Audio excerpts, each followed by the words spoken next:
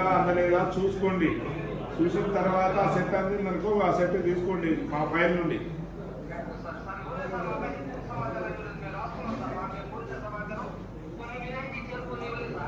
బాబు ఎందుకు ఇవ్వలేదు? నాకేమన్నా పూర్తి సమాచారం ఇచ్చామని చెప్పాడు.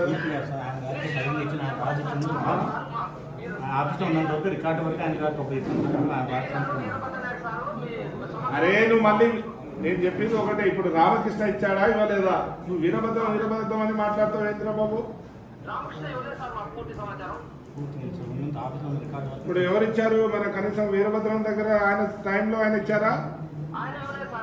రామకృష్ణ గారు కొన్ని ఇచ్చారు, కొన్ని ఇవ్వలేదు.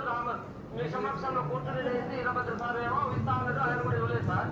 ఇద్దరు ఇవ్వలేదు సార్ మాకు పూర్తి సమాచారం. పూర్తి ఇచ్చిన డీటెయిల్స్ మొత్తం ఉంది సార్. నన్ను ఎందుకు సబ్మిషన్ చేస్తావు? నాకెందుకు సబ్మిషన్ చేస్తావు? మీరు ప్రాపర్గా ఇన్ఫర్మేషన్ ఇవ్వకుండా ప్రాపర్గా సబ్మిషన్ చేశానని మీకు చెప్తున్నారు. సబ్మిషన్ చేశారా లేదా అని నేను ఎంక్వైరీ కోసం ఒక ఫోన్ కొట్టాను.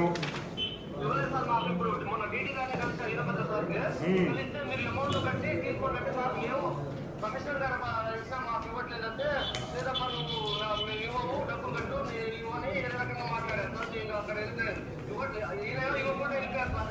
రామకృష్ణ గారు కనీసం మాకు ఇవ్వకుండా వెళ్ళిపోయారు. వీరభద్ర సార్ ఏమో అమౌంట్ కట్టాలంటారు.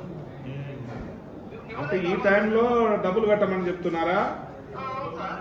ఈ టైంలో డబ్బులు కట్టడానికి ఇది ఎక్కడిది ప్రాసెస్? సోకాదు నోటీస్ ఇచ్చిన తర్వాత అదే సార్. ఇప్పుడు వీరభద్ర సార్ అదే అమౌంట్ అంటే తీసుకోమా, ఆయన ఏదో తప్పించుకొని వెళ్ళిపోయారు అని అనుకొచ్చారు సార్. మొన్న డాక్యుమెంట్ పెట్టుకుని బయటకు వచ్చేసినాం. సరే సార్ని కలుస్తాం కమిషనర్ గారిని నెక్స్ట్ అని అనుకున్నాం సార్.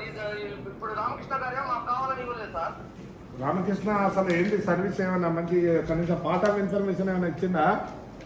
కొన్ని ఇచ్చింది సార్. అక్కడ మనకు కావాల్సిన సమాచారం మీద అడిగి ఇవ్వలేదు సార్. సరే సరే సరే సరే బాబు. నెక్స్ట్ మా ఆర్డర్ వస్తుంది, ఆర్డర్ చూసుకోండి. రైట్ అండి.